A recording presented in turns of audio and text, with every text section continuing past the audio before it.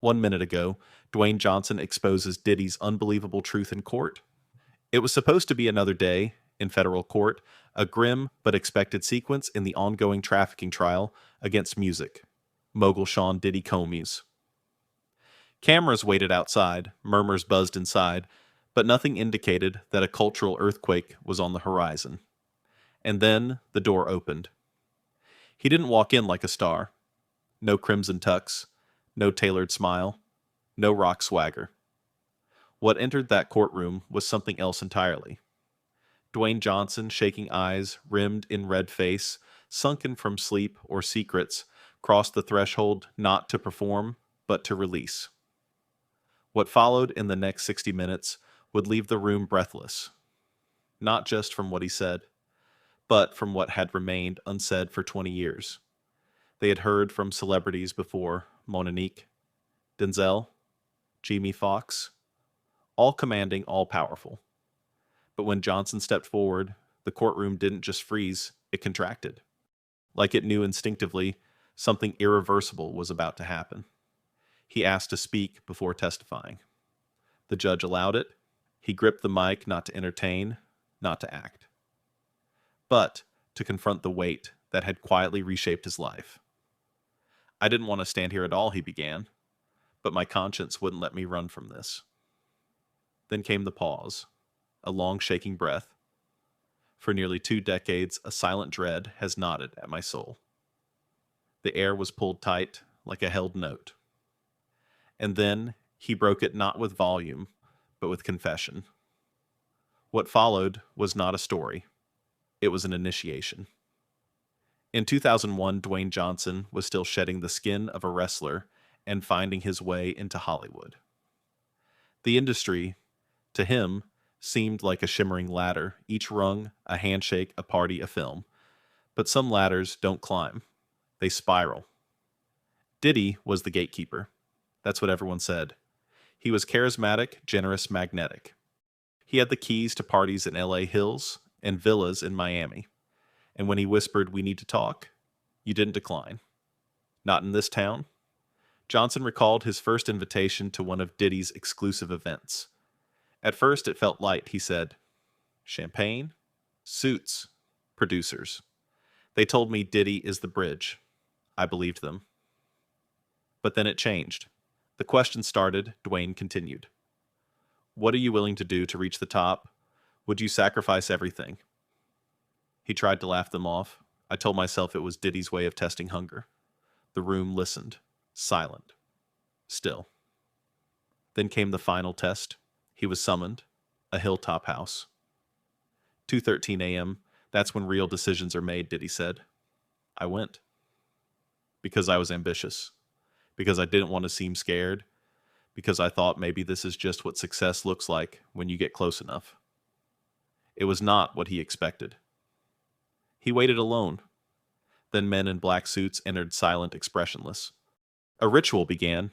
Candles, red lanterns, walls draped in black. Diddy's voice boomed from hidden speakers. "Are you worthy? Will you accept what we offer?" He should have walked out. He didn't. A man in a white robe brought in a steel tray. Dwayne was blindfolded. Led into a low-lit room. On the tray, a substance pale, warm, shapeless. Diddy said everyone who wants to succeed must do this. Those who refuse, disappear. The courtroom didn't breathe. Dwayne's voice cracked. I was terrified, humiliated, alone. He tried to laugh it off that night. He failed. No one else laughed. They stared at me, like I was prey, like this moment would define who I really was. And then he lifted the spoon. I don't remember the taste, he said. Only the sound of my own chewing, the silence that followed, and the laughter. 30 minutes. That's how long he sat. Devoured. Broken. Inducted. When it was over, Diddy clapped. He said, "Welcome to the next step." I left, feeling like part of my soul had died. He turned to the jury. Not because of what I ate, but because I gave up something I swore I never would. My dignity. His words didn't explode. They settled heavily, undeniably. The court stenographer stopped for a moment. A murmur rippled through the gallery. Johnson spoke of therapy, of trying to describe what happened in sessions. I couldn't say it aloud, he admitted, even in private.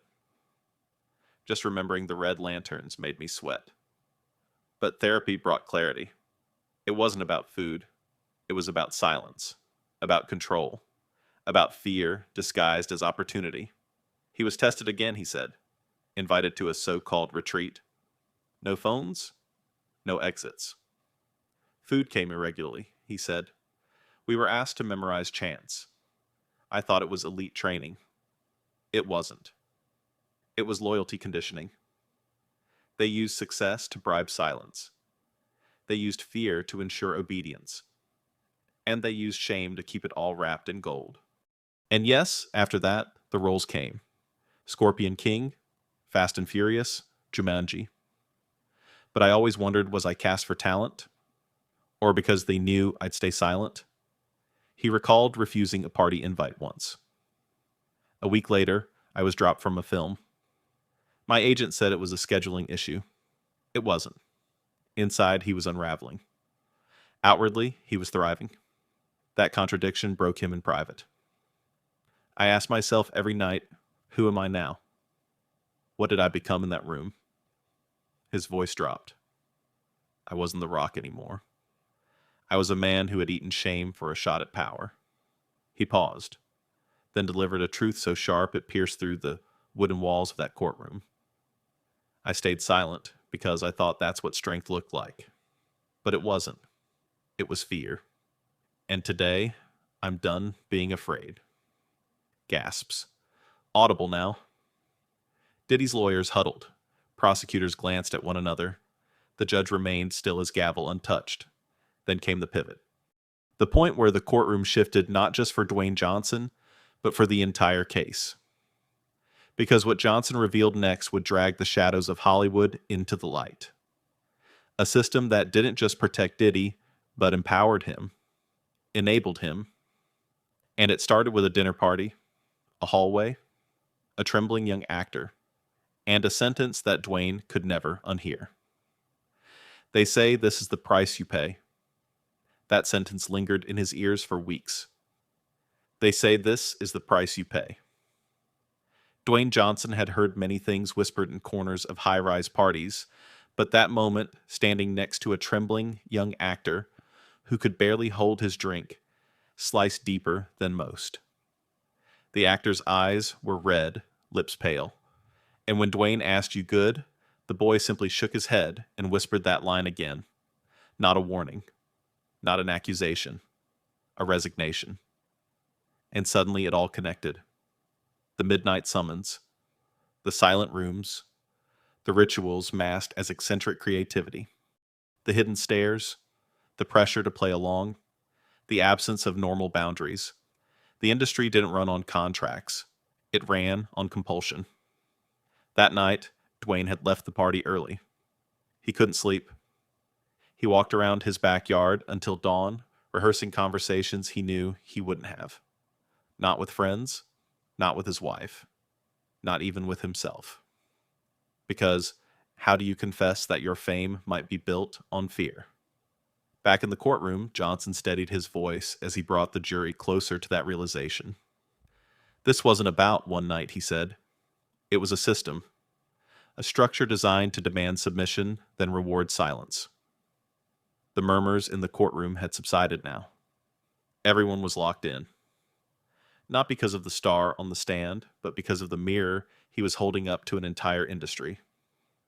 He spoke of the white party in the hills, a supposed networking gala, but there was nothing festive about it. The lighting was dim, he said. Security blocked every exit. Phones were collected at the door. Masks were handed out. You were expected to participate, not observe. He walked through halls filled with A-listers, directors, actors, musicians. All dressed immaculately, all pretending everything was fine. But something was wrong. The atmosphere didn't hum. It pulsed, an undercurrent of submission that everyone felt, but no one named. In one hallway, Dwayne recalled I saw a producer I had worked with. He wouldn't meet my eyes, just nodded and walked past like I was a reminder he couldn't afford. He paused. I kept telling myself maybe I was overreacting. Maybe this was just the price of exclusivity. But then, another deep breath. I saw her. He was referring to an emerging pop star, someone the media adored at the time. She was sitting alone on a velvet bench, staring into space, mascara trailing down her cheek. When he sat beside her, she didn't flinch. Just whispered, "Don't say anything, just sit." He did. They sat in silence for 12 minutes. Neither spoke. But the conversation happened anyway. That was the night Dwayne knew this wasn't a collection of bad experiences. It was a culture. And Diddy wasn't its only architect, but he was its most confident enforcer. He didn't hide, Dwayne said. He hosted with charm, with power, with certainty that no one would ever speak. Because silence wasn't just expected. It was mandatory. And for a long time, it worked. Until something shifted. I started therapy, Dwayne explained. I thought it was just to deal with work stress. But every session led back to the same night. The same room, the same damn tray. He couldn't forget the cold air, the flickering candles, the smell of wax mixing with dread. He couldn't forget the voice that whispered, "Hollywood doesn't need talent. It demands submission." For years, he had tried to believe that what he did that night was survival, that he had no choice, that everyone had to do something to break in, but therapy unraveled those defenses one by one. "No, I didn't have to," he said. "I chose not to walk away. And that's what haunts me." That line landed like a hammer. Because it wasn't just about Diddy anymore. It was about an industry that had convinced generations of dreamers to equate silence with success, fear with professionalism, complicity with maturity. I asked my therapist once, if I tell the truth, do I destroy everything I've built? She looked at me and said, "Or maybe you finally build something real." That was when he decided to testify, to reclaim. He wasn't alone. Others had started speaking out, Cassie Ventura among them. Her courage, he admitted, gave him the final push. I saw someone shatter a wall that I thought was made of steel. Turns out it was only made of fear. At this point in the courtroom, Diddy had gone from confident posture to a clenched jaw. His eyes narrowed. His foot tapped rhythmically under the table. He leaned into his lawyers, whispered something. They didn't answer. Because there was no answer to what was unfolding. Dwayne Johnson, an icon of control, of strength, of invincibility, was disassembling himself before the world, not to break, but to reveal. That even legends can be victims. That power isn't immunity, and most of all, that silence once broken doesn't echo, it roars. He described one final encounter. It was after a movie premiere. He had just finished walking the red carpet when Diddy approached him. Their smiles were for the cameras, but their words were real. Diddy leaned in and said, "You've done good. Just don't forget who lit the path." It sounded like a compliment. But Dwayne knew it wasn't. It was a warning. A leash disguised as gratitude. He clenched the mic tighter. "I'm here today because I finally understood no path lit by shame is worth following." He looked at the judge, then at the jury. "I'm not asking you to punish a man because he's arrogant, or rich, or powerful.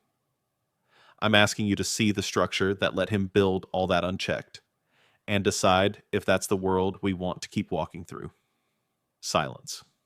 Then a ripple. A young intern sitting in the back wiped her eyes. One of the jurors leaned back, visibly shaken. A reporter lowered her phone hands, trembling. The room was changing. This wasn't just testimony anymore. It was reckoning. The reckoning had begun. It started not with outrage, but with stillness. A courtroom frozen in moral suspension, no longer measuring just guilt or innocence, but weight of silence, of complicity, of everything left unsaid for too long. And Dwayne Johnson had just tipped the scale. The prosecutor adjusted her glasses, leaned back in her chair, and for a long second said nothing, because nothing needed to be said. The momentum had shifted. It wasn't just Diddy on trial anymore. It was the machinery around him. Dwayne continued not with performance, but with precision. He didn't pace, didn't shout, didn't theatrically point fingers. Instead, he told them about the contracts. "You think when you make it, you're free?" he said. "But every role I took came with a whisper." Did he approve? At first, he ignored it. Hollywood has its own language, cryptic coded, but over time it became clear Diddy's name wasn't just casual industry gossip, it was permission. He described turning down an invitation to a so-called executive summit in the desert. A week later, he was informed a major studio had pulled him from a lead role.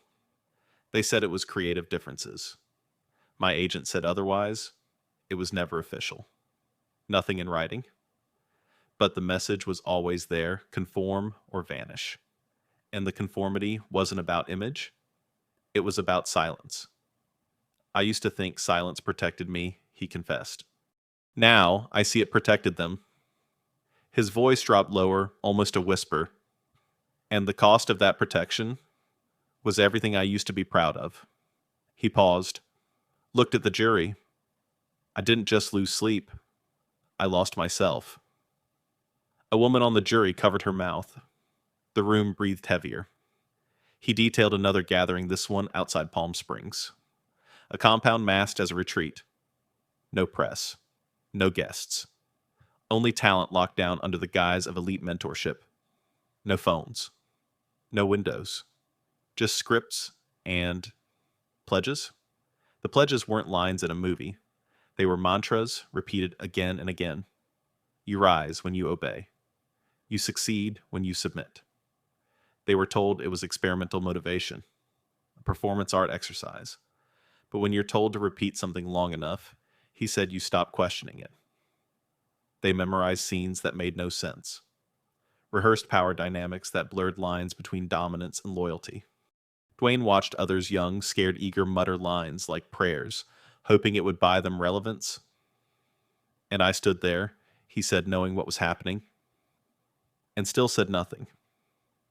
He didn't speak of just fear. He spoke of guilt. I could have said something years ago, but I was scared I'd lose everything I worked for. I stayed quiet.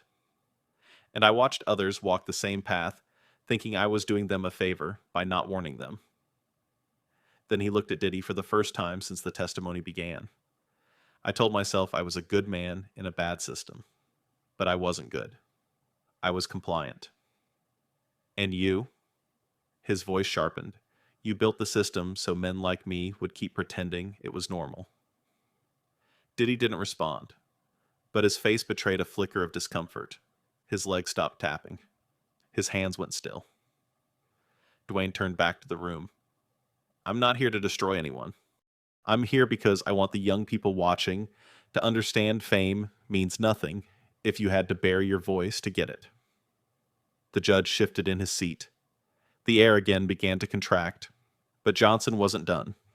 He recounted the aftermath, the nightmares, the physical toll, the therapy sessions that started as vague emotional check-ins and turned into exorcisms of memory. "I tried to explain the tray," he said, his eyes distant, the flickering light, the sound of wax dripping. But I couldn't. Every time I described it, I felt like I was being dragged back into that room. He spoke of the diagnosis PTSD rooted not in war, but in shame. A constant hum of dread that accompanied every award show, every interview, every press junket. I smiled on red carpets, but I was unraveling inside. He spoke of his family, their confusion, his absences, the strain of pretending to be whole when he was still broken. Then came the most sobering moment yet. "I once sat in my daughter's room," he said, voice trembling, "and I couldn't answer her when she asked, 'Why do you look so tired after the fun stuff?'" He paused, swallowed hard. That was the moment I knew. I couldn't fake it anymore. He turned to the jury again. You don't have to believe me because I'm famous. In fact, I'm asking you not to. Believe me because I'm risking everything by telling this.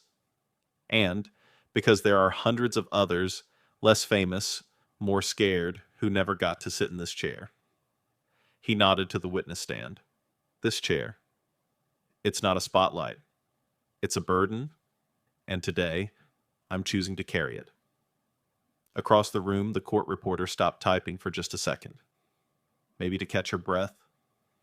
Maybe to wipe her eye. Maybe because she knew she was no longer transcribing testimony. She was recording history. Then came a final shift. The prosecutor stood, calm, intentional, and held up a photo. Mr. Johnson, she said, do you recognize the man next to you? In this image, Dwayne nodded. Yes, he was there that night. And this, another photo. Another face. He was at the retreat. And this one? Dwayne paused. Yes, he was the one who brought the tray. The courtroom didn't erupt. It inhaled. Because now this wasn't just confession. It was corroboration. And from this point forward, the trial wouldn't hinge on hearsay or memory. It would hinge on what the evidence finally could prove. The photos had changed everything. What began as an emotional testimony was now evidence-backed, face-linked, name-connected. Dwayne Johnson's memory, once subjective and scarred, was being tethered to fact. And with each confirmed face, the courtroom stiffened. The judge leaned forward, not to object, but to listen. The defense team shuffled papers with urgency that bordered on panic. And Diddy, once upright chin proud, now looked down as though scanning the floor for a trapdoor that might offer escape. But there was no escape now. The prosecutor placed the final photo down. The room held its breath. And then, without flourish, without performance, she said, "We'd like to enter these as Exhibit 12. The judge nodded slowly. So entered.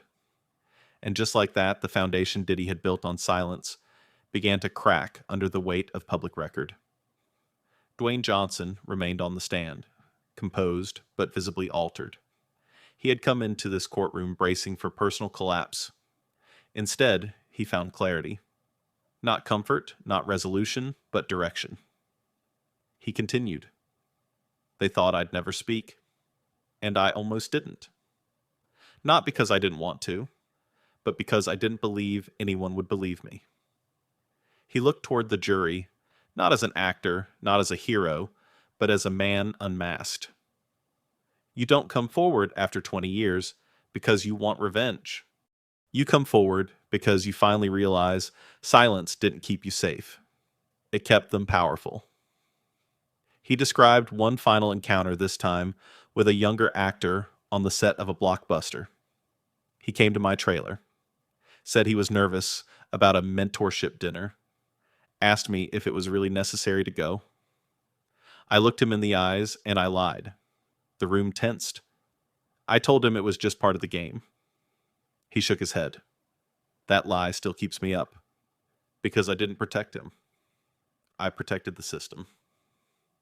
The defense attorney finally stood, voice sharp, seeking control. Mr. Johnson, he said, isn't it possible that these are simply strange Hollywood events? Exaggerated memories, that what you're describing could be performance art, eccentric indulgences. Dwayne didn't flinch. If what happened to me was art, then it was the kind that leaves you bleeding. A soft gasp near the back. Someone whispered, "He's not acting." The defense pushed again. And you're only choosing to speak now, after your own career is fully established? Isn't that convenient? Johnson's reply was immediate. It's not convenient. It's devastating. I built a legacy on silence. I'm burning it down to tell the truth. The defense stammered, but the room had moved on. Morally, spiritually, this was no longer a case of character assassination. This was a reckoning against unchecked power. The prosecutor resumed.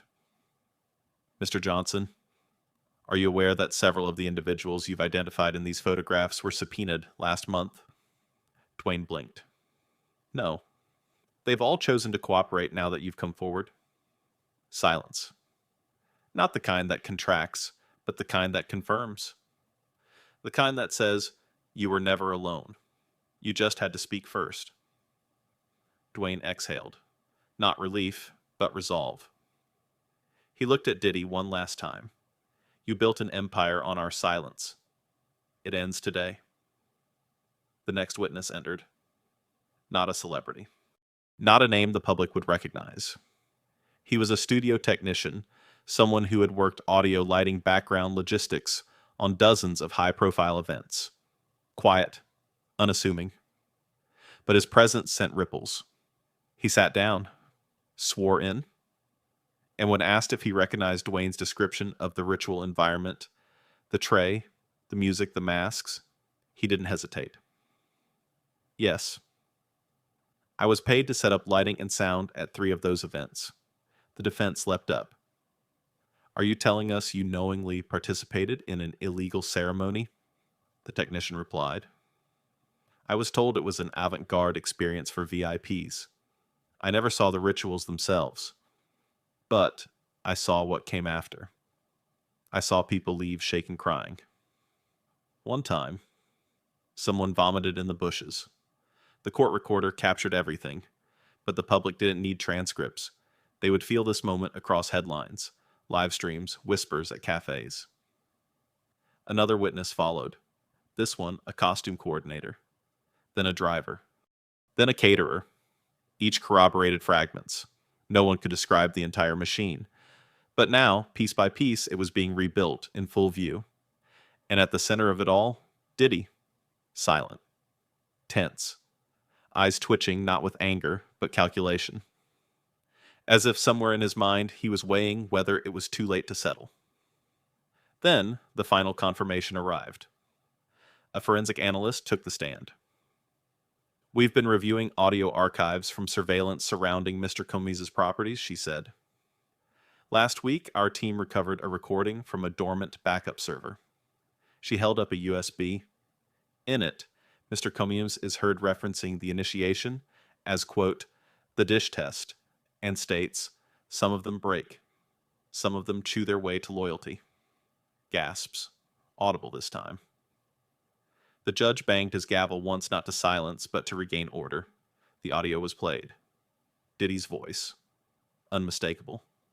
Calm. Calculated. They think talent gets you in. Nah. The dish does. You eat, or you disappear. The courtroom didn't erupt. It hardened. Because now it wasn't just a story. It was a pattern. With proof. Dwayne Johnson closed his eyes, not from exhaustion, but from release. He had broken the spell. And as the gavel came down to close the day's proceedings, the judge simply said, this court will reconvene tomorrow. And it will continue until this silence is done echoing. The echoes were fading.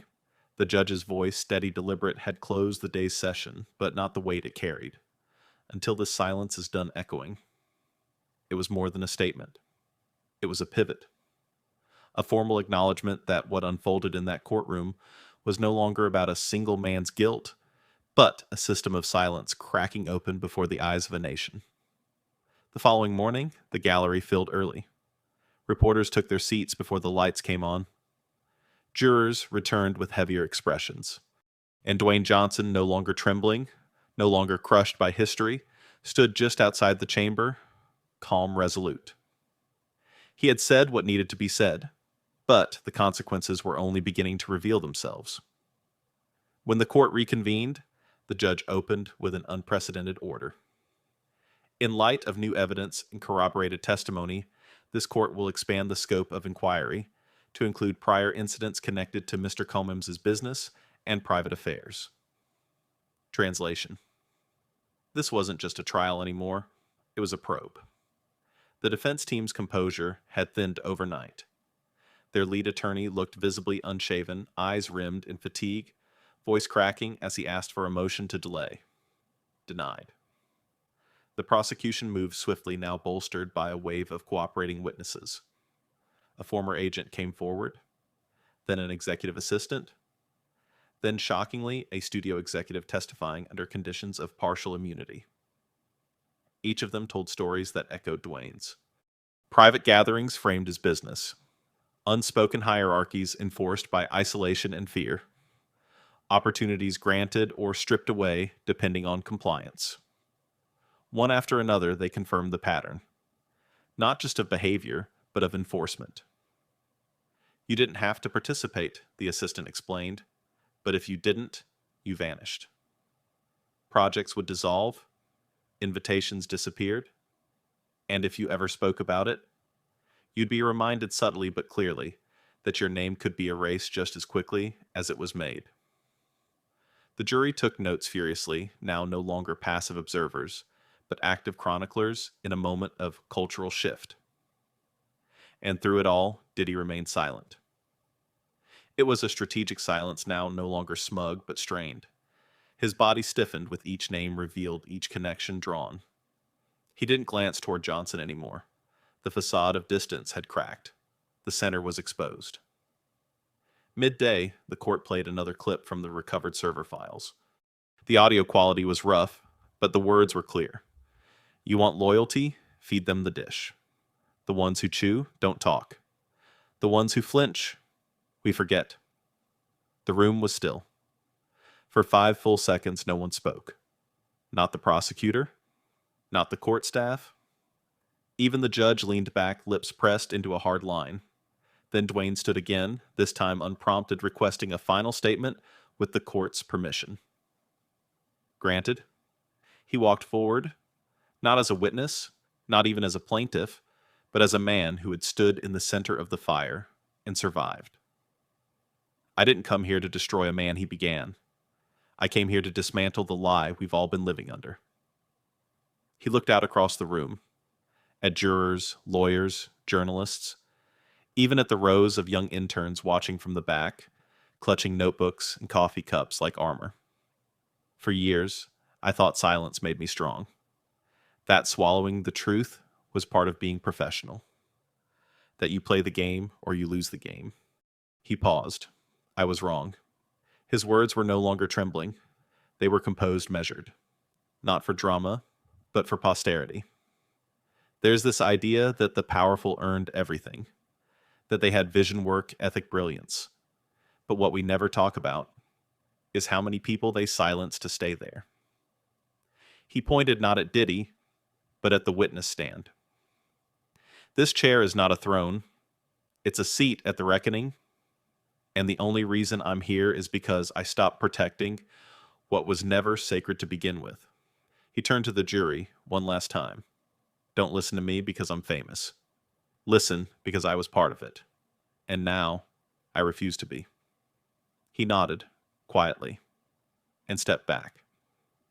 The courtroom held its breath again, but this time the silence didn't feel like dread. It felt like change. In the closing statements, the prosecutor didn't need theatrics. She didn't repeat the most horrifying details. She didn't rehash the ritual. Instead, she spoke of dignity. Every system built on fear eventually forgets that it is breakable. This one broke the moment someone chose to speak. The defense floundered. Their argument had collapsed inward, relying on outdated assumptions, that celebrity equaled fabrication, that time erased pain, that power shielded truth. The jury was dismissed for deliberation. It didn't take long. 3 hours later, they returned, their faces solemn but unflinching. Guilty. On all counts related to coercion trafficking and conspiracy to suppress testimony. The judge's gavel hit the bench one final time, and just like that, the silence was over. Outside the courthouse, there were no cheers, no chants, no red carpets, just Dwayne Johnson walking down the steps, alone, unguarded, unmasked. He didn't raise his fist. He didn't look for cameras. He walked into a different kind of fame, one built not on invincibility, but on vulnerability. In an interview weeks later, he was asked if he regretted speaking. He smiled faintly. No, because now I sleep. Not always peacefully, but without lies in my lungs. He looked at the camera, pausing for just a breath. If you're watching this and you've been afraid to speak, let this be your signal. His voice dropped, but his words didn't. You are not alone. You never were. And with that, the man once known for never breaking had broken a system that counted on it.